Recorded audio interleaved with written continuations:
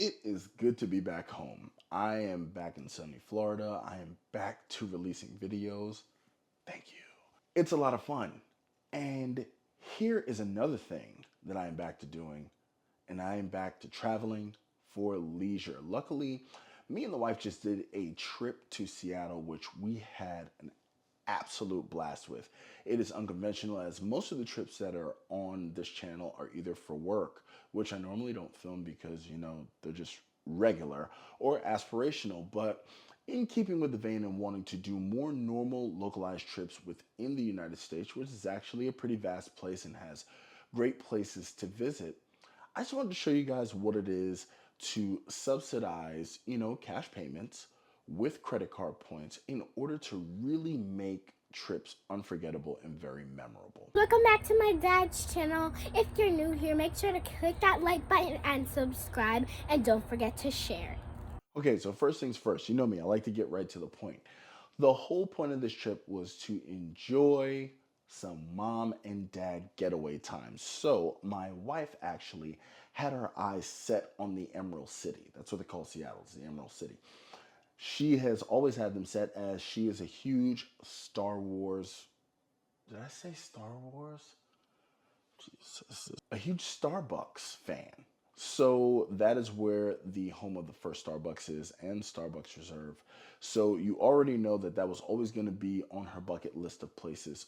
And it's actually one of the few places in the US she has not visited. So we were able to actually share that together.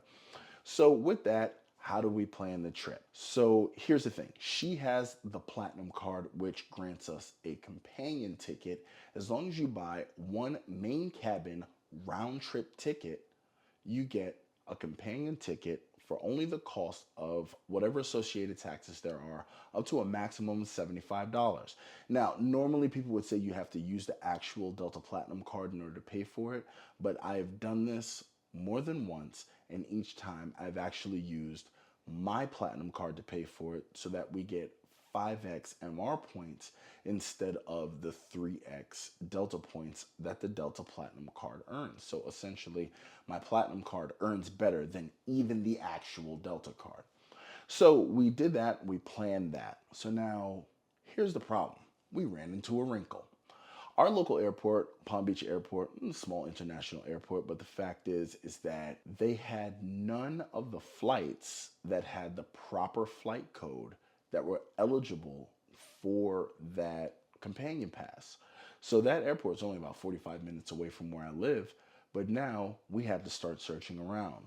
And the only two places I found were Miami and Orlando. I don't even remember searching Fort Lauderdale, but that one's on me. So we ended up going to Miami. Miami traffic, if anyone does not know, or if anyone does know, is absolutely legendary. Miami traffic extends clear into Fort Lauderdale.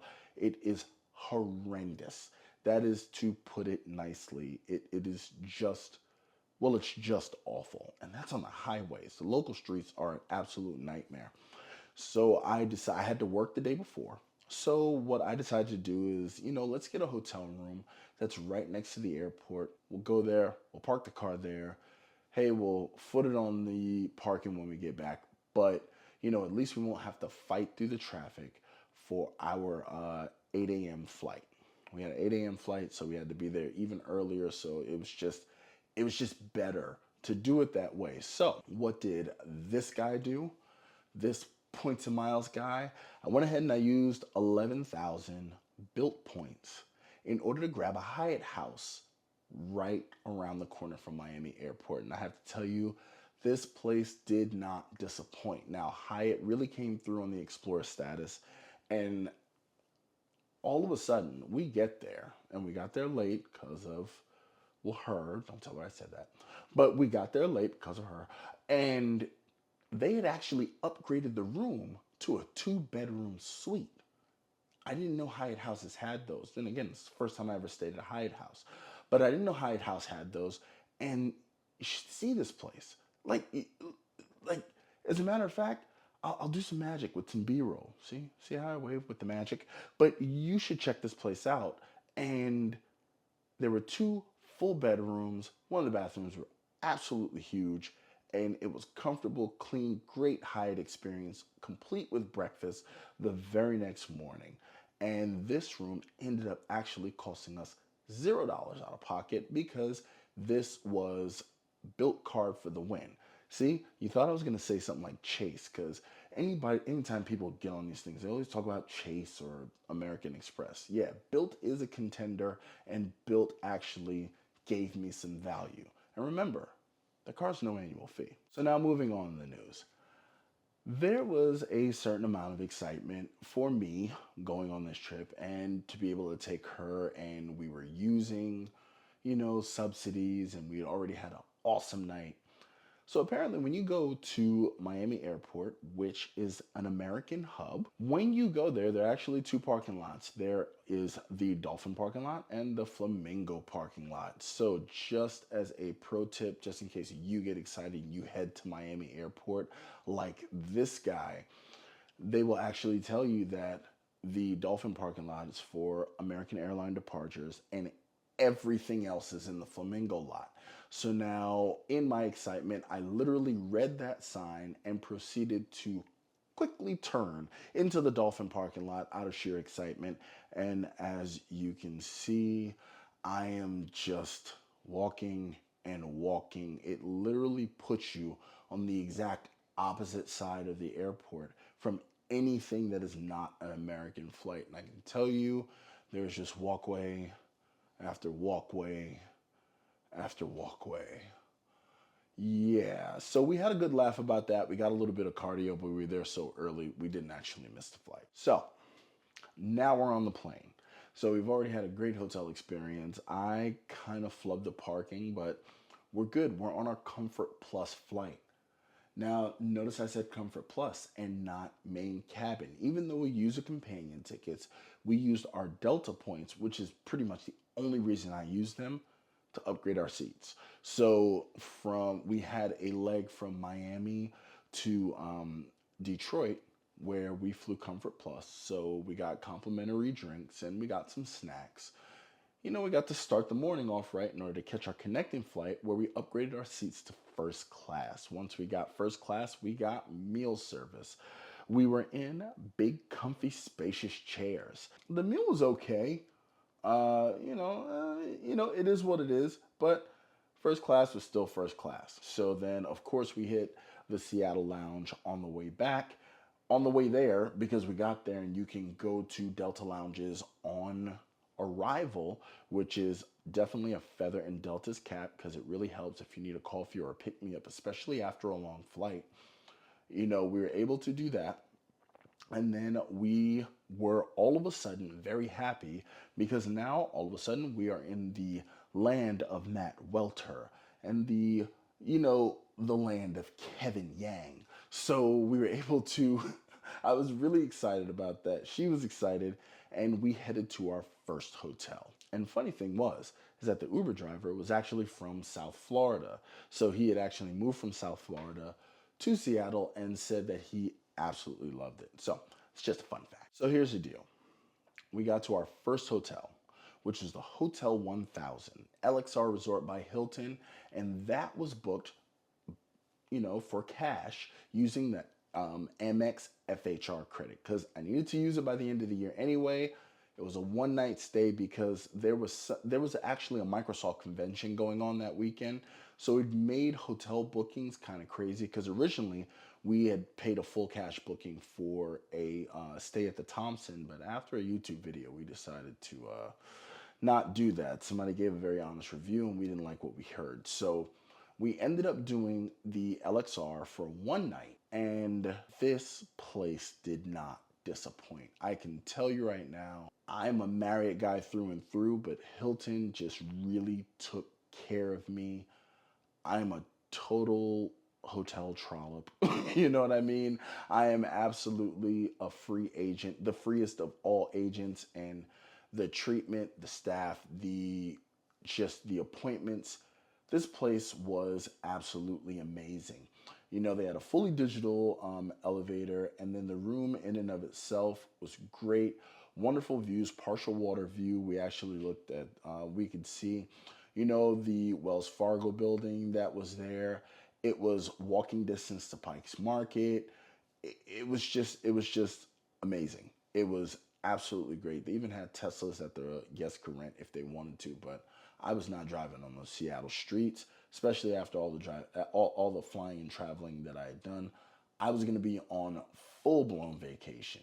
And even with the turn down service, they gave us satchels with actual lavender in them. It's just those extra touches that really just knock it out. So with that, with the FHR credit, I actually have the record of the FHR, and frankly, there's the credits that you get from that. There was $100 food and beverage credit that came with that. There's a $200 that I got back from the cash booking. There was early check-in plus guaranteed 4 p.m. late checkout. There was a space available upgrade because we booked a 2 queen bed, and we once again were actually upgraded to a corner king junior suite. So that's why we got those great views. We got the king bed. The TV was enormous. Beautiful bathroom, beautiful appointments, and it just blew our minds. We had a great steak dinner because in addition to all of that, with our diamond status, which actually carried through the FHR booking, we were also afforded $60 worth of breakfast credit for the next day. So we had credits on top of credits on top of credits. We had a great steak dinner. We had breakfast the next day brought to the room, plus gratuity. And we walked out of the Hotel 1000 owing $0. You heard that right. Zero. Goose egg. Nada. Zip. Zilch. So that was pretty awesome. So now in all of our adventures, we went to Starbucks Reserve, which was great. I'm not a big Starbucks guy, but like I said, the wife's a fan, so she was just a kidney candy store. We went to the very first Starbucks, the Pike's Market. We did all the touristy stuff and things of that nature, so it was pretty cool. We got some great views from the Space Needle. We also went to this glass garden, and for the life of me, I can't pronounce the guy's last name. Some of the stuff was pretty cool. We were able to see them actually blow glass right on site, like they made sculptures right then and there. That was pretty cool as well. So that was pretty much we did a lot of the touristy stuff. But on to our next hotels. Now, we've only been there for one day. We still had 3 more days left. Was it 3 or 4? But either way, we still had a couple of more days left. And on this booking, we actually were able to use all points to stay at the Grand Hyatt Seattle, which actually came very highly recommended. So with those points, I was able to book a king room with lounge access. Now, lounges tend to be phased out throughout a lot of hotels. So I was able to get this lounge access room, and we were able to have it. That's where they served breakfast. So we got free breakfast, and they had a happy hour where there was like $5 beers, but it had relaxation space, and it was all controlled by your room key.